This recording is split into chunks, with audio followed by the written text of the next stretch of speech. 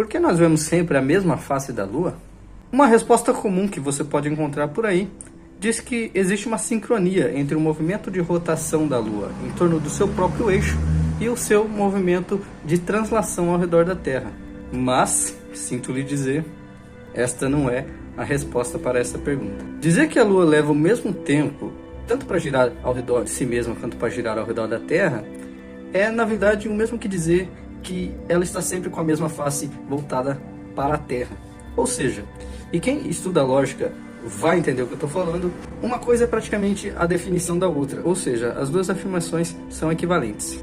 O que nós queremos aqui é uma resposta mais prática. Sendo assim, não podemos ficar satisfeitos apenas com a resposta lógica e apelar para a boa e velha, que sempre se mantém jovem, física.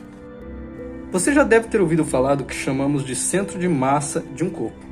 Resumidamente, o centro de massa é o ponto de referência usado para determinar a trajetória de um corpo em movimento, e o mesmo ponto ao redor do qual um corpo gira quando está em movimento.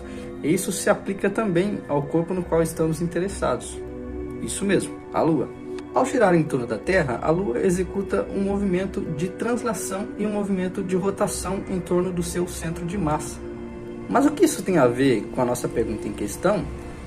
Calma, que no final tudo vai fazer sentido. Outro conceito importante para a nossa resposta é o que chamamos de centro de gravidade de um corpo. O centro de gravidade é o ponto de um corpo sobre o qual podemos dizer que a gravidade, de certa forma, atua. Para objetos pequenos, o centro de gravidade acaba coincidindo com o centro de massa. Mas quando se trata de um objeto grande, como é o caso da Lua, o centro de gravidade não necessariamente coincide com o centro de massa. Isso porque a gravidade não atua apenas sobre o centro de um corpo, mas sobre todos os pontos desse corpo. E quando o corpo é suficientemente grande, a gravidade acaba atuando mais na parte mais próxima do campo gravitacional, enquanto que a gravidade acaba exercendo uma força menor em partes mais afastadas do campo gravitacional. E isso acontece com a Lua. A parte da frente da Lua acaba recebendo uma força gravitacional maior do que a parte de trás. Isso desloca o seu centro de gravidade um pouco para frente. O nome que damos para isso é efeito de maré. Isso porque este é o mesmo efeito que causa as marés na Terra. Este efeito faz com que a força gravitacional da Terra atue como se estivesse sendo exercida pontualmente sobre o centro de gravidade da Lua, e não sobre o seu centro geométrico. Por esse motivo, ao se mover, a Lua se move como se estivesse presa à trajetória do centro de massa, mas ao mesmo tempo ela tem a sua trajetória desviada por uma força que é exercida sobre o seu centro de gravidade, o que gera um torque sobre o diâmetro mais alongado da Lua, fazendo com que esse diâmetro permaneça sempre alinhado com o centro da Terra, ou o centro da sua trajetória, sendo, portanto, a causa direta do movimento de rotação da Lua em torno do seu próprio eixo.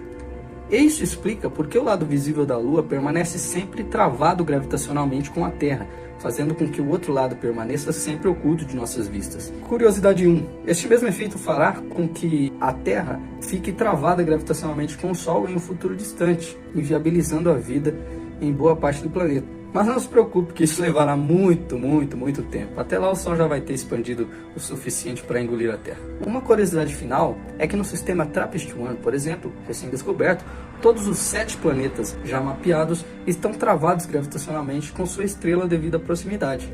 Mas você já se perguntou